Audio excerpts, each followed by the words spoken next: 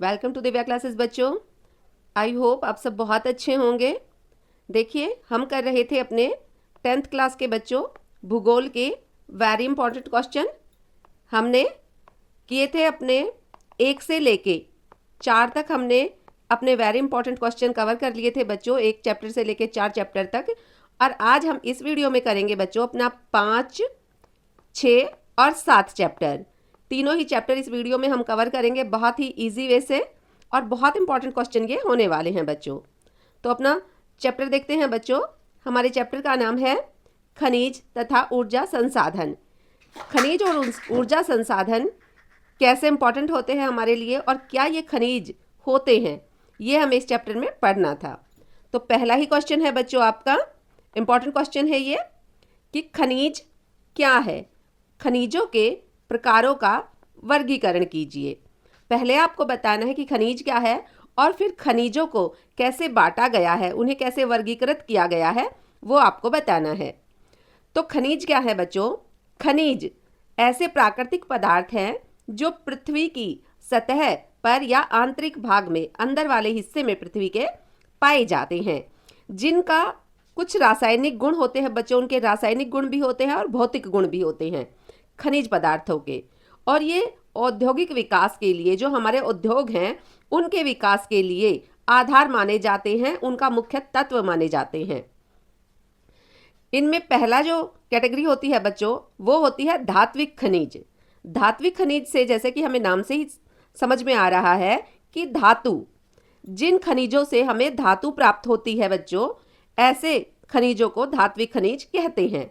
जैसे कि लौह अयस्क, जिसमें लोहे के अयस्क, लोहे के तत्व पाए जाते हैं, उसको लौह अयस्क कहा जाता है। मैग्नीज, बॉक्साइट, जिनसे एल्युमिनियम बनाया जाता है। तो ऐसे धात्विक खनिज बच्चों जिनमें धातु पाई जाती है, उन्हें धात्विक खनिज कहा जाता है। 2 एग्जाम्पल आप लिख सकते हैं, लौह अयस्क, मैग्नीज या बॉक्साइट। फिर है बच्चों अधात्विक खनिज, जिनमें धातु नहीं पाई जाती लेकिन फिर भी वो खनिज संसाधन हैं।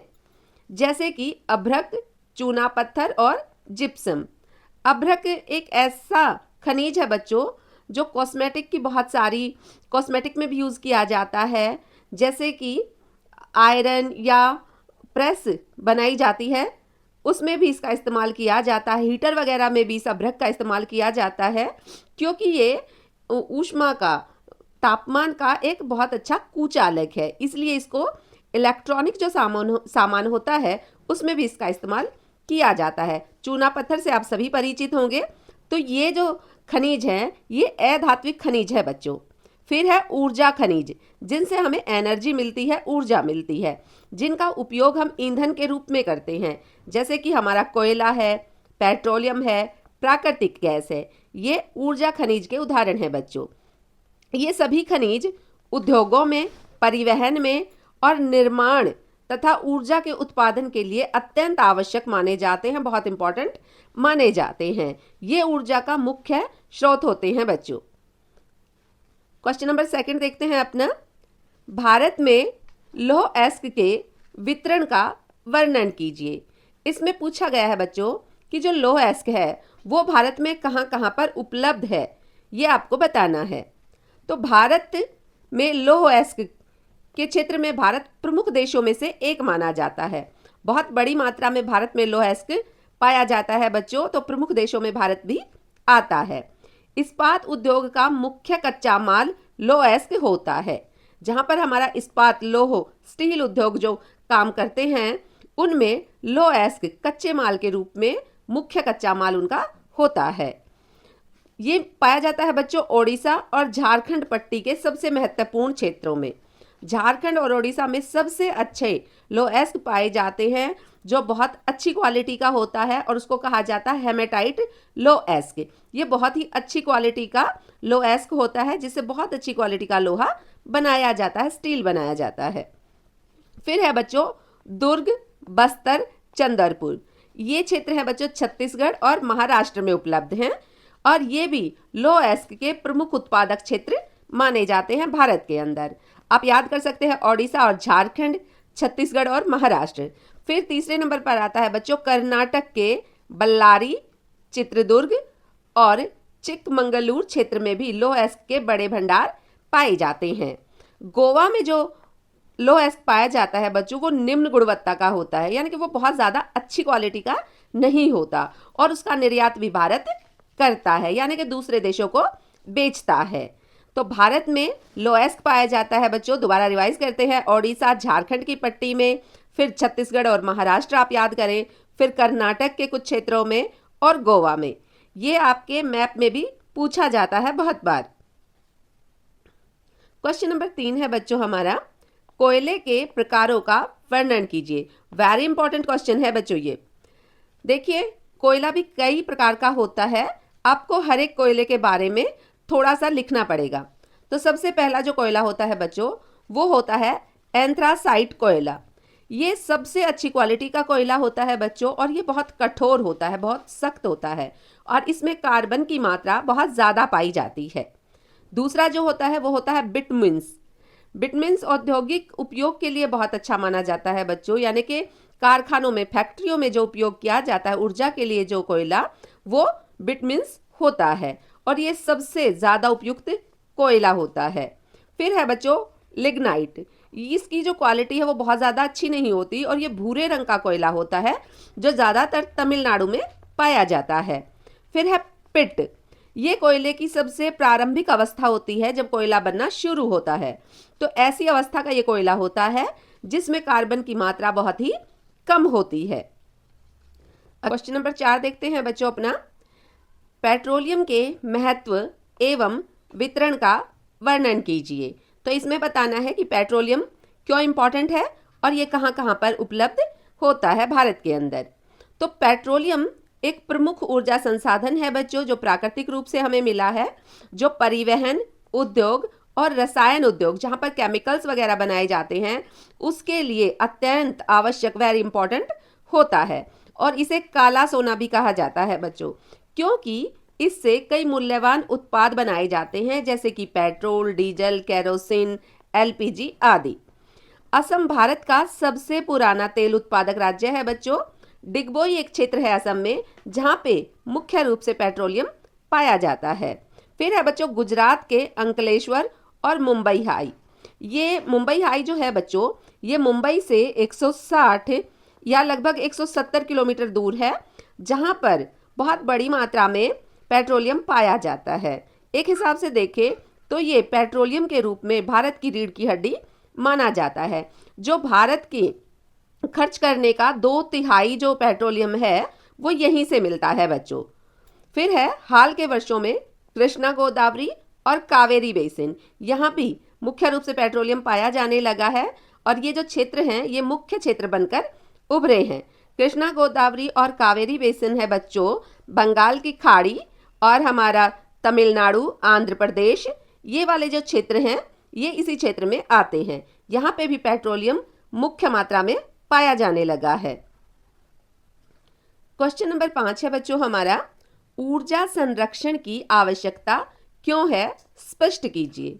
जो हमारी ऊर्जा है बच्चों, चाहे हमारा पेट्रोलियम है, डीजल है, जो भी हमारे ऊर्जा के स्रोत हैं, उनका संरक्षण क्यों आवश्यक है, ये आपको बताना है। तो ऊर्जा संसाधन एक तो सीमित हैं बच्चों, लिमिटेड है, ये बहुत अत्यधिक नहीं है, इनकी एक सीमा है, लिमिट है इनकी एक। तो ऊर्जा संसाधन लिमिटेड हैं, सीमित हैं, और अत्यधिक दोहन यानी बहुत ज़्यादा इस्तेमाल भविष्य में संकट उत्पन्न कर सकता है। फिर पारंपरिक ऊर्जा के जो स्रोत हैं बच्चों, तो इनके कारण पर्यावरण प्रदूषण होता है, बहुत ज़्यादा उपयोग के कारण पर्यावरण दूषित होता है, और जलवायु परिवर्तन की समस्या भी बढ़ रही है। ऊर्जा संरक्षण से सतत विकास संभव होता है बच्चों। अगर आज हम ऊर्जा का संरक्षण करते हैं तो सतत विकास आगे बढ़ता है, जिसमें भविष्य की पीढ़ियों के लिए संसाधन सुरक्षित रखे जा सकते हैं। तो ऊर्जा संरक्षण हमारे लिए बहुत ही आवश्यक है। चैप्टर 6 है बच्चों हमारा विनिर्माण उद्योग। विनिर्माण का अर्थ होता है बच्चों जब कच्चे सामान से कोई बहुमूल्य कीमती वस्तु बनाई जाती है और वो महंगी हो जाती है। विनिर्माण का अर्थ होता है बच्चों किसी कच्चे माल से दोबारा किसी चीज को बनाना, किसी वस्तु का उत्पादन करना। तो क्वेश्चन है हमारा, विनिर्माण उद्योग का अर्थ स्पष्ट कीजिए तथा इसके महत्व का वर्णन कीजिए। तो विनिर्माण का अर्थ आपको बताना है और फिर इसकी इंपॉर्टेंस बतानी है। तो विनिर्माण उद्योग वह प्रक्रिया है बच्चों जिसमें कच्चे माल को मशीनों के द्वारा, श्रम मेहनत के द्वारा, मजदूरों के द्वारा और तकनीक टेक्नोलॉजी की सहायता से मूल्यवान तैयार वस्तुओं में उसको परिवर्तित किया जाता है, बदला जाता है। और ये आर्थिक विकास का भी आधार होता है बच्चों। यानी कि इस विनिर्माण से देश का जो आर्थिक विकास है वो भी होता है और देश आगे बढ़ता है, प्रगति करता है। यह कृषि पर दबाव कम करता है जनसंख्या का और बड़े पैमाने पर रोजगार प्रदान करता है लोगों को, जिससे बेरोजगारी की समस्या कम होती है। कारखानों में जब कच्चे माल से सामान बनाया जाएगा बच्चों, तो उसमें मजदूरों की आवश्यकता होगी, तो मजदूरों को रोजगार मिल जाएगा और कृषि पर दबाव कम हो जाएगा। विनिर्माण उद्योग से राष्ट्रीय आय में भी वृद्धि होती है बच्चों। जो सामान बनाया जाता है उसको विदेशों में बेचा जाएगा तो राष्ट्र की आय भी बढ़ जाएगी। यह आधुनिकीकरण, नगरीकरण और तकनीकी प्रगति को भी प्रोत्साहित करता है, उसको आगे बढ़ाता है। जैसे जैसे कारखाने बढ़ेंगे, फैक्ट्रियां लगाई जाएंगी तो शहरों का विकास होगा और शहरों की संख्या बढ़ जाएगी। टेक्नोलॉजी का विकास होगा जिससे आधुनिकीकरण होगा समाज के अंदर। और किसी भी देश का आर्थिक विकास उसके औद्योगिक विकास के स्तर से मापा जाता है। क्वेश्चन नंबर 2 है बच्चों हमारा, उद्योगों के स्थानीयकरण को प्रभावित करने वाले कारकों का वर्णन कीजिए। यानी उद्योगों के स्थानीयकरण को प्रभावित कैसे किए जाते हैं, कौन कौन से कारक हैं जो उद्योगों को प्रभावित करते हैं, ये आपको बताना है। तो सबसे पहला जो उद्योगों को चलाता है बच्चों वो होता है कच्चा माल। भारी और शीघ्र नष्ट होने वाला कच्चा माल उद्योगों को स्रोत के निकट स्थापित होने के लिए प्रेरित करता है। फिर है बच्चों ऊर्जा संसाधन।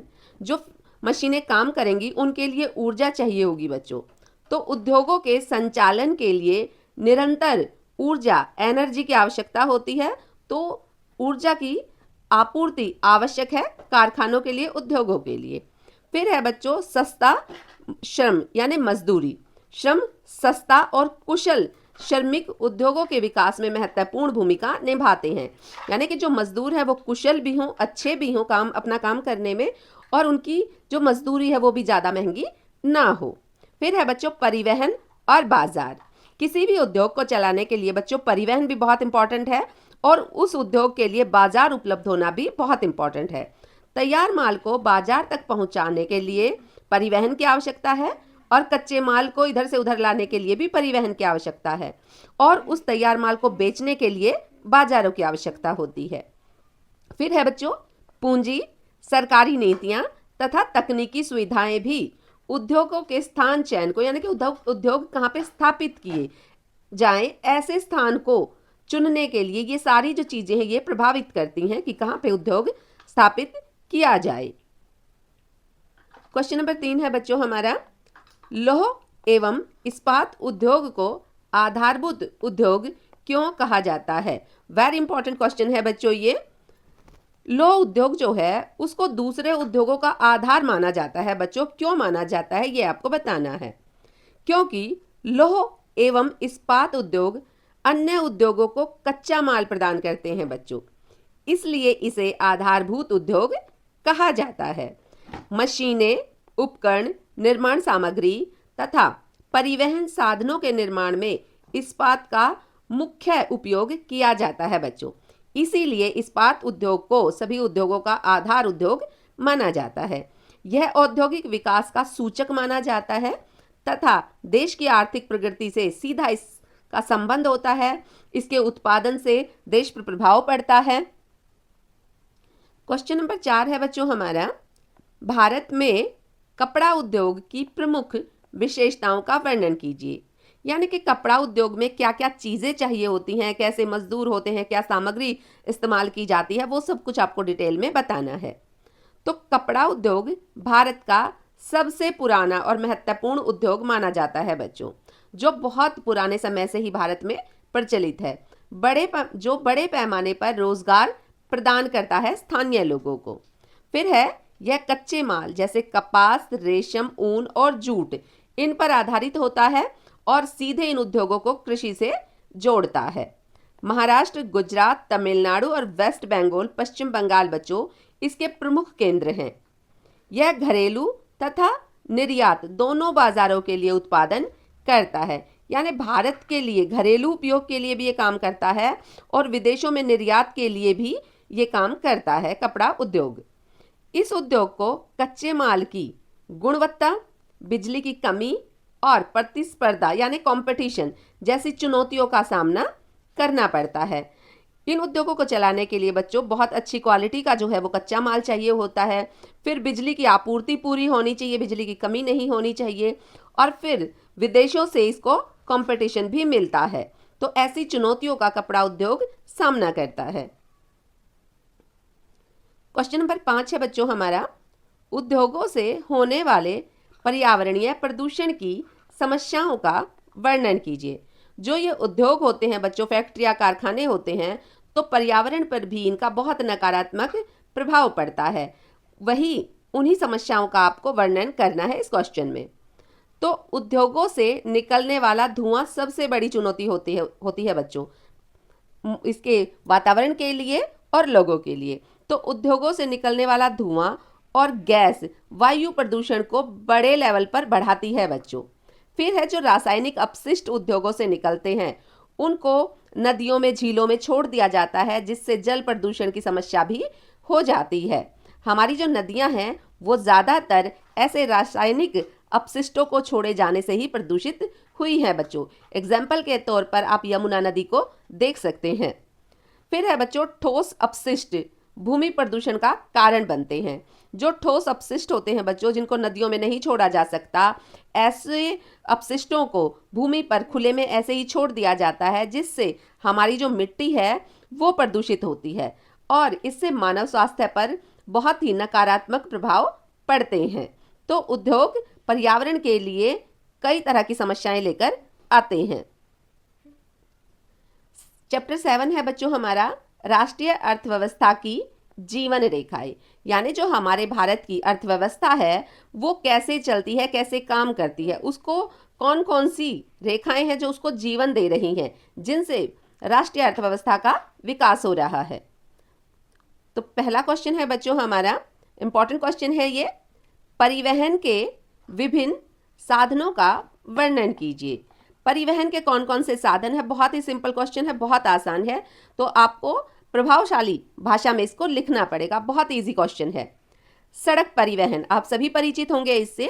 ये सबसे अधिक प्रचलित संसाधन है जो छोटे एवं मध्य दूरी के लिए उपयुक्त होता है और जो ग्रामीण क्षेत्रों को शहरों से जोड़ता है। फिर है रेल परिवहन, जो लंबी दूरी और भारी सामान के लिए काफ़ी किफ़ायती है, यानी महंगा नहीं है और महत्वपूर्ण साधन है। फिर है बच्चों जल परिवहन, ये समुद्री मार्गों द्वारा सस्ता और भारी माल ढुलाई के लिए उपयोग किया जाता है। ढुलाई होता है बच्चों एक जगह से दूसरे जगह पर सामान ले जाना। फिर है वायु परिवहन, ये जो परिवहन है बच्चों ये काफ़ी महंगा होता है और बहुत तेज गति से काम करता है। तीव्र गति से लंबी दूरी तय करने वाला साधन है, लेकिन महंगा है। लेकिन जो ये दुर्गम क्षेत्रों में अत्यधिक उपयोगी है बच्चों, क्योंकि ऐसे क्षेत्रों में जहाँ पर अभी रेलवे का ज़्यादा विकास नहीं हुआ है या सड़क परिवहन का ज़्यादा विकास नहीं हुआ है, ऐसे दुर्गम कठिन क्षेत्रों में ये काफ़ी अच्छा माना जाता है। फिर है बच्चों पाइपलाइन परिवहन। पाइपलाइन परिवहन जैसे पेट्रोलियम, प्राकृतिक गैस और पानी। पानी आप सभी के घरों में पाइपों से आता है बच्चों, तो उसी को कहा जाता है पाइपलाइन परिवहन। आजकल पेट्रोलियम और प्राकृतिक गैस आपने देखा होगा कि जहाँ पर प्राकृतिक गैस भी अक्सर अब शहरों में जो है वो पाइपलाइन के द्वारा उपलब्ध करवाई जाती है लोगों को। क्वेश्चन नंबर 2 है बच्चों हमारा, भारत में सड़कों के वर्गीकरण का वर्णन कीजिए। यानी कि सड़कों को किन किन भागों में बांटा गया है, क्या क्या उनको नाम दिए गए हैं। तो सबसे पहले राष्ट्रीय राजमार्ग, ये बहुत लंबी सड़कें होती हैं बच्चों, जो देश के प्रमुख शहरों को और राज्यों की राजधानियों को जोड़ती हैं और औद्योगिक क्षेत्रों को भी आपस में जोड़ती हैं। जहाँ पर बड़े बड़े उद्योग हैं, ऐसे क्षेत्रों तक भी राष्ट्रीय राजमार्ग को पहुँचाया गया है। फिर है बच्चों राज्य राजमार्ग। राज्य के विभिन्न जिलों को और महत्वपूर्ण शहरों को ये सड़कें जोड़ती हैं। फिर है जिला सड़कें, जो जिलों को आपस में जोड़ती हैं, एक क्षेत्र के अंदर, एक राज्य के अंदर, और राज्य राजमार्गों से भी इनको जोड़ती हैं। फिर है ग्रामीण सड़कें, जो गांवों को नज़दीकी शहरों या कस्बों से जोड़ती हैं, और इनका एक उदाहरण है प्रधानमंत्री ग्राम सड़क योजना, इसका मुख्य उदाहरण है। फिर है बच्चे सीमा सड़कें। सीमा सड़कें बच्चों ऐसी सड़कें होती हैं जो मुश्किल क्षेत्रों में बनाई जाती हैं और दूसरे देशों के आसपास इनको बनाया जाता है। इनका निर्माण सीमा सड़क संगठन BRO करता है। ये दुर्गम क्षेत्रों में बनाई जाती हैं जहां पे दूसरे देशों की सीमाएं लगती हैं। क्वेश्चन नंबर 3 है बच्चों हमारा, संचार के साधनों का महत्व स्पष्ट कीजिए। जो हमारे संचार के, जो हम सूचना आदान प्रदान करते हैं, हमें सूचना प्राप्त होती है बच्चों, ऐसे संचार के साधनों का आपको महत्व बताना है, इंपॉर्टेंट बताना है। तो संचार साधन लोगों, संस्थानों और क्षेत्रों के बीच सूचना का आदान प्रदान संभव बनाते हैं बच्चों। फिर है ये व्यापार, प्रशासन यानी कानूनी व्यवस्था और सामाजिक एकता को भी बल देते हैं, उनको मजबूत करते हैं।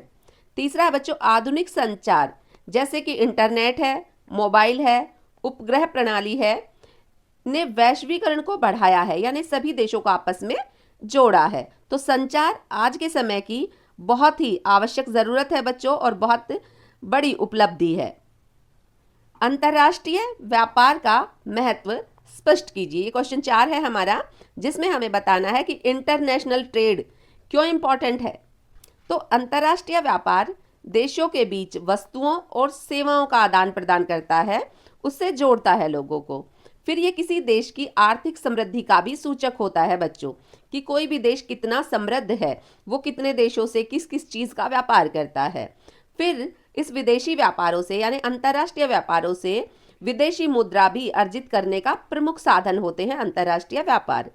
निर्यात और आयात के माध्यम से देश अपनी आवश्यकताओं की पूर्ति करता है बच्चों।